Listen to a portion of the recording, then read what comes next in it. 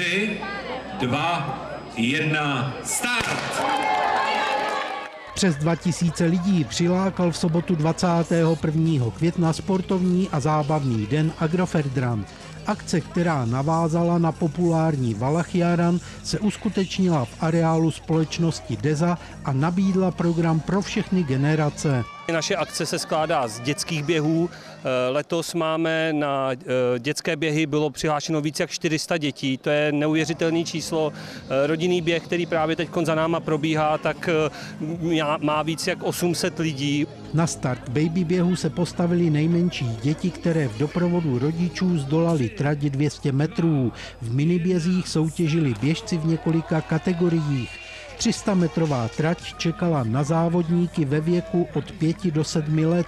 Starším dětem připravili organizátoři okruhy v délce 600 metrů a 1 kilometr. Pro mě je to určitě úžasný zážitek vidět, jak tady běží rodiče úplně s těmi nejmenšími nebo jejich sourozenci. Já bych řekla, že v dnešní přetechnizované době je velice dobře, že něco takového vzniklo a že ti rodiče našli prostor pro sebe a své děti strávit příjemný den a při běhání, které by mělo být hlavní, co děti dělají, běhají, radují se a to je moc dobře. Nesoutěžní rodinný běh je happeningem pro všechny, kteří si na 2kilometrové trati chtěli rozpohybovat tělo, třeba s kočárkem na koloběžce či odrážedle. Pro vytrvalce připravili organizátoři již tradičně běh okolo komína, 10kilometrovou trať vedoucí převážně areálem Valašsko-Meziřícké chemičky. Téměř 600 přihlášených závodníků z celé České republiky svědčí o tom, že popularita akce neustále roste.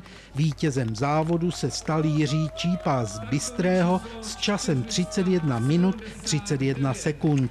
Byl jsem tady poprvé a běželo se mě dobře, vyhrál jsem a trať byla pěkná, rovinatá, příjemná, nikde žádný auta. Petr Zajíček naopak patří mezi běžce, kteří nevynechali jediný ročník. Pěkně připravená akce, která je dělaná pro celou rodinu, takže tady si na své přijdou jak děti, maminky, tak i tatínkové, kteří se můžou proběhnout. Spokojené byly i děti s medailemi a bohatým doprovodným programem. Líbí se mi na to, že já běhám rychle a už mám 3. medaili. Skákací hlad, malování, závody a hasiči. Každoročně má akce i benefiční charakter.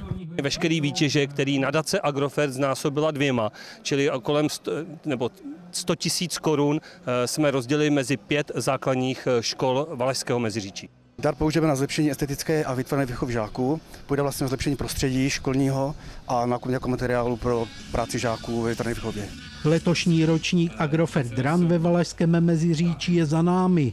Uznání patří desítkám pořadatelů, kteří zajistili bezproblémový průběh závodů, ale i doprovodných programů.